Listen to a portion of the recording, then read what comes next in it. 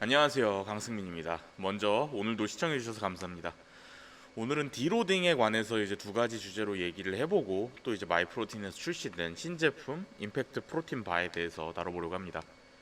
스트렝스 운동을 하는 사람들이 이제 뭐 조언을 구할 때 갑자기 무게가 잘 안 들어진다, 뭐 장기간 정체기가 계속 지속되고 있다, 뭐 이런 얘기를 하게 되면은 거의 매크로 수준으로 많이 나오는 답변이 디로딩 해보세요입니다. 그럼 먼저 디로딩이라고 하는 건 도대체 뭘까요? 단어 그대로 D, 배제하다, 로딩, 부하. 그러니까 부하를 내려놓고 쉬는 것을 의미합니다. 여기서도 이제 사실 신체적인 활동을 최대한 배제하는 완전 휴식 형태의 디로딩이 있고, 또 이제 저강도 운동과 유산소 운동을 병행하는 능동적 휴식 관점의 디로딩이 있습니다. 문제는 이런 것들을 적용을 해서 디로딩을 할지 말지, 그리고 한다면 이제 언제 해야 될지 이런 것들에 대해서 고민을 하신다면 디로딩의 목적을 명확하게 알아야 됩니다. 디로딩의 목적은 크게 두 가지입니다. 중추신경계 또는 어떤 말단부를 포함한 신경계에 누적된 피로를 회복하는 것, 그리고 이제 결합 조직에 쌓인 피로를 회복하는 것입니다. 먼저 기본적으로 근력 운동은 근육의 수축을 중심으로 이루어집니다. 이 수축을 지시 및 전달하는 신경에 가해지는 잦은 신호, 그리고 이제 신경이 위치하는 척추에 가해지는 큰 하중에 의한 부하, 두 가지를 이제 중추신경계 피로의 원인으로 보는 의견들이 꽤 많은데, 사실 이것도 아직 명확하게 밝혀진 것은 아닙니다. 관련된 연구를 하는 게 매우 어렵기도 하고 명확한 인과관계를 만들어내는 실험이 거의 없기 때문에 신경 전달 물질을 기준으로 이제 실험을 할 때는 일반적으로 알려진 이제 고중량 운동을 하게 되면 높은 신경 피로를 유발한다라고 하는 이런 정설에 대해서도 정반대가 되는 어떤 결과가 나타나고 있기도 합니다. 그래서도 이제 연구 결과들 중에서도 가능한 주류의 좀 보편적인 의견을 추려서 살펴보면, 기본적으로 이제 실패 지점 같은 경우에는 잦은 피로를 유발할 수 있고 또 수행 능력을 일시적으로 감소시킨다는 것이 있습니다. 이렇게 이제 수행 능력이 일시적으로 감소하는 그런 형태 같은 경우에는 지속 시간이 짧게는 20분, 길게는 이제 수시간씩 지속되기도 하는데, 이런 실험들 같은 경우에는 이제 한 세트를 기준으로 실패 지점을 측정을 하고 그 후에 수행 능력을 측정을 한 것이기 때문에 이제 운동을 하면서 여러 세트의 실패 지점을 도달한다거나 연속적인 훈련 과정에서 어떤 잦은 실패 지점을 가져가는 것은 이런 실험 결과를 훨씬 넘어서 신경 피로가 장기간 이어지는 문제를 만들 가능성도 있습니다. 그렇기 때문에 사실 이 실패 지점 같은 경우에는 본인의 훈련 프로그램과 기록에 따라서 철저하게 제한하라는 게 어떤 리프팅 선수나 코치들의 공통적인 의견입니다. 스트렝스 훈련에서는 이제 근비대 기간에서는 높은 수행 능력을 가능한 유지하기 위해서 훈련 볼륨을 유지해야 하기 때문에 고중량 훈련에서 이제 RP를 10까지 가지 않고 실패 지점까지 잘 가지 않고 실패 지점 근처에 해당하는 9 또는 이제 7에서 9 사이 정도를 유지하면서 보조 운동, 그러니까 3대 운동을 제외하고도 운동 중에 이제 머신 운동이나 보조 운동 등에서 높은 강도와 볼륨을 가져가기도 하고, 이 과정에서도 실패 지점을 매우 조금씩 섞습니다. 그러니까 보조 운동에 대해서도.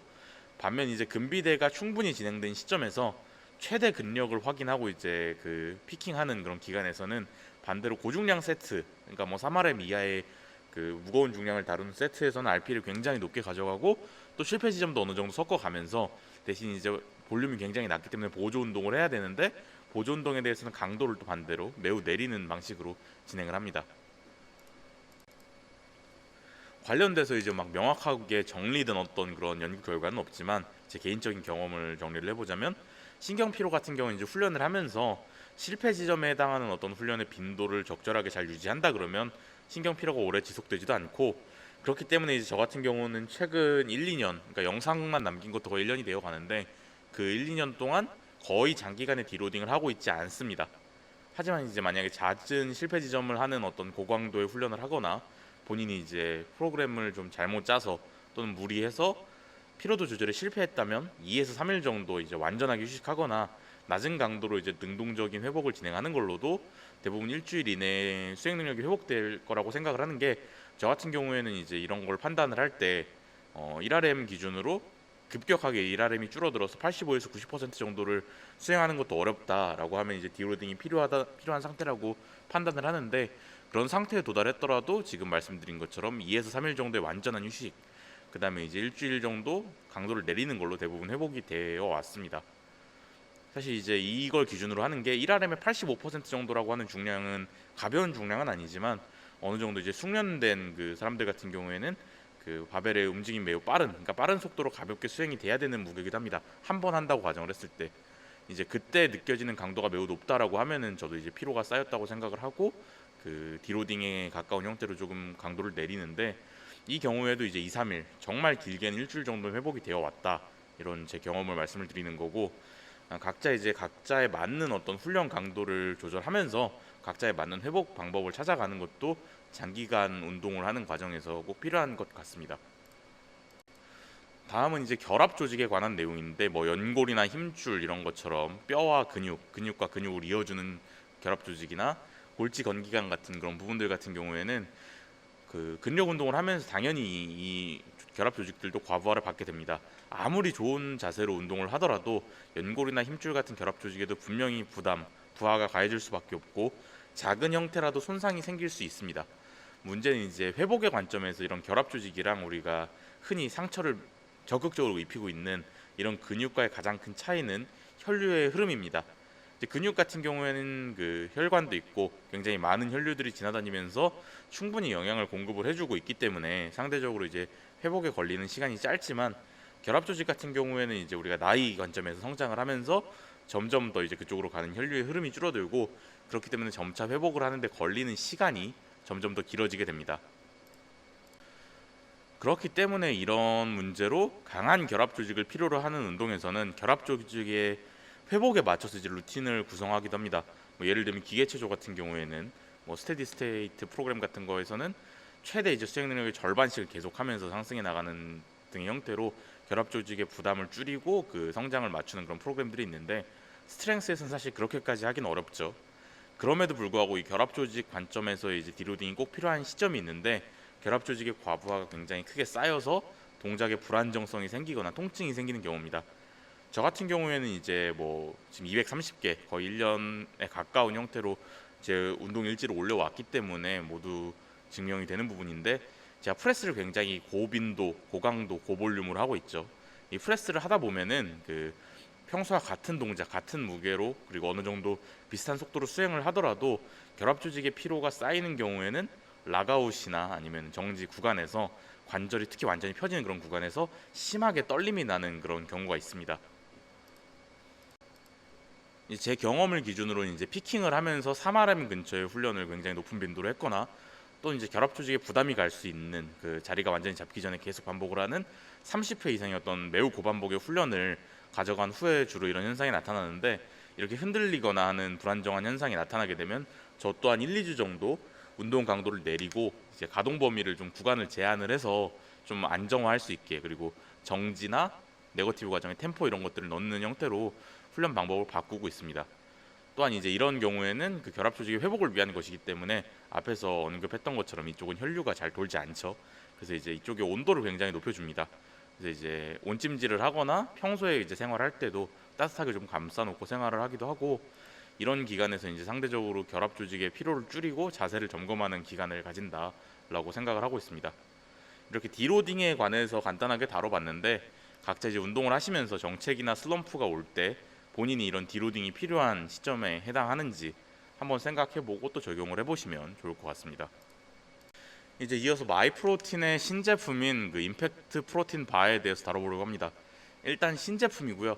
이제 영상이 올라가는 시점을 기준으로 이제 공개가 되면서 구매가 가능한 제품일 텐데, 저는 이제 이거를 한 5일 정도 전에 받아봐서 먹어봤습니다. 굉장히 이게 감사한 부분이죠. 기존에 이제 제가 먹어본 이런 마이프로틴의 과자, 바 제품 같은 경우에는 육겹바, 최근에 이제 그나마 최근에 리뷰를 했던 육겹바, 그리고 이제 제가 훈련소 할 때 먹었던 하이프로틴 바, 그리고 이제 굉장히 많이 언급하는 프로틴 와퍼, 이렇게 세 가지가 있었습니다. 육겹바 같은 경우에는 이제 마이프로틴 인플루언서가 돼서 먹어봤던 거고, 프로틴 와퍼는 원래 좋아하던 제품이었고, 하이프로틴 바 같은 경우에는 그 단백질 바 하나에 30g이나 이제 단백질이 들어있는 매우 고단백 제품이었는데, 제가 이제 작년 이맘때 한 작년 12월 25일 크리스마스에 들어갔으니까 훈련소에 들어가서 이제 먹기 위해 샀던 제품이었고, 아무래도 이제 단백질의 비중이 굉장히 높다 보니까 솔직히 맛은 굉장히 없었어요. 그리고 이제 이어서 제가 먹어보는 네 번째 제품이자 마이프로틴의 신제품인 임팩트 프로틴 바를 먹어보게 되었는데, 일단 마이프로틴 같은 경우에는 굉장히 이제 그 규모가 큰 대기업이기 때문에 다양한 니즈를 충족할 수 있는 어떤 제품 라인들을 계속 개발해보고 이런 시도를 하는 것 같습니다. 이번 제품 같은 경우에는 영양을 기준으로는 하이프로틴 바랑 육겹바 사이에 들어갈 것 같아요. 육겹바도 굉장히 당이 낮고 식이섬유가 높고 프로틴이 어느 정도 비율이 높았던 그런 제품인데, 거기서도 이제 탄수화물 중에 당류의 비중을 좀 더 내렸고, 그 다음에 이제 식이섬유를 많이 추가한 것을 보면은 이제 아무래도 다이어트 식단에 좀 더 초점을 맞춘 제품이라고 생각을 하고, 맛은 카라멜 넛, 퍼지 브라우니, 다크 초콜릿, 피넛버터 이렇게 있고, 저는 카라멜 넛 맛이 이렇게 한 가지만 먹어봤습니다. 성분표를 보게 되면 성분이 이제 탄수화물 19g, 식이섬유 7.6g, 지방 8.8g, 그러니까 총 230칼로리 정도로 이걸 가지고 완전히 식사를 대체하기는 어려울 것 같고, 탄수화물이 굉장히 많은 어떤 배달 음식을 먹는 사람들 또는 이제 외식을 나가서 탄수화물 비중이 높은 식사를 했을 때 하나 정도 이걸 추가해주면 영양소 균형을 맞추기가 굉장히 좋을 것 같습니다. 저 같은 경우는 식사 사이에 이제 공복감이 점점 이제 다이어트를 하면서 크게 올 때가 있는데, 이럴 때 탄수화물이랑 살짝 섞어서 간식으로 사용하기 좋을 것 같고, 특히나 이제 여기서 이제 식이섬유가 굉장히 많은 게 도움이 될 것 같습니다. 하루에 이제 보통 식이섬유를 30g 정도 섭취를 하라고 하죠. 그 양을 맞추기가 굉장히 쉽지가 않은데, 이게 하나가 추가가 되면은 어느 정도 좀 더 쉽게 맞출 수가 있을 것 같습니다. 사실 영양 성분으로 보면은 어느 정도 이제 좀 그 기존에 있던 거랑 비슷한 궤를 가지는 그런 조금만 변화한 그런 제품인데, 이 식감을 기준으로 조금 새로운 시도를 많이 한 것 같습니다. 기존의 단백질 바 같은 경우에는 와퍼를 제외하고는 굉장히 이제 좀 질척질척한 어떤 질긴 느낌의 식감이 굉장히 강했는데, 뭐 와퍼 같은 경우에 완전히 과자 느낌이라 바삭한 과자에 어떤 초콜릿이 좀 발려 있는 느낌이고, 이번 제품 같은 경우에도 조금 변화를 준 게 이번에는 좀 더 쫀득쫀득한 어떤 찰진 식감을 타겟으로 했다고 하고, 저 같은 경우에도 이제 어떤 질긴 거보다는 이렇게 카라멜처럼 그 찰진 그런 느낌을 더 좋아하기 때문에 저한테는 좀 잘 맞는 제품인 것 같습니다. 이제 그리고 겉에 같은 경우에 좀 바삭거리는 과자가 발라져 있고, 그 위에 초코로 감싸져 있어서 좀 바삭한 식감 더하기 이제 카라멜 식감의 그 본 바디, 그런 느낌으로 생각을 하시면 되고, 자유시간 같은 바랑 비슷한 느낌의 위에 이제 조금 바삭거리는 어떤 토핑 형태의 과자가 조금 올려져 있는 형태로 생각을 하시면 될 것 같습니다. 솔직히 이제 뭐 맛은 항상 언급하는 와퍼랑 비교하면 조금 떨어지지만, 와퍼는 애초에 과자에 가까운 어떤 영양 형태를 가지고 있기 때문에 여태까지 제가 먹어봤던 다른 제품보다는 저한테는 잘 맞는 것 같아요. 영양 구성상도 지금 제가 먹고 있는 식단에 추가해서 간식으로 활용하기에는 이 제품이 좋을 것 같습니다. 여기까지 이제 신제품 리뷰를 간단하게 해봤고, 저도 이제 지금 다이어트를 하고 있는 관점에서 굉장히 도움이 되는 제품이라고 생각을 하고 있습니다. 지금 제가 다이어트를 시작하고 진행하고 있는 지 한 2개월 정도가 넘어가고 있는데, 사실 생각보다 아직 지방이 많이 안 빠졌어요. 이게 이제 어떻게 보면 당연한 게, 저 같은 경우에는 애초에 6, 7개월 정도를 잡고 시작했고, 그러면 아직도 4, 5개월 정도의 기간이 남아있기 때문에 초기에는 최대한 근력을 유지하면서 다이어트를 하려고 하고 있고, 그래서 어느 정도는 이제 체중이 지금 한 7, 8kg 정도 감량이 되면서 오버헤드 프레스를 제외하고는 어느 정도 중량이 유지되거나 소폭 상승했기 때문에 잘 해오고 있다고 생각을 하고 있습니다. 뭐 이제 또 급격하게 떨어질 시기가 올 수도 있는데, 어쨌든 이제 완전 초기랑은 또 그 과정에서 제가 식단이나 어떤 운동 방식에 대해서 바꾸고 있는 것들이 일부 있어요. 그래서 이런 것들을 한번 또 정리해서 다음 영상에서 짚어볼 계획입니다. 예, 여기까지 또 시청을 해주셔서 감사합니다. 항상 그 잘 봐주셔서 감사하고 좋은 주말 보내시기 바랍니다.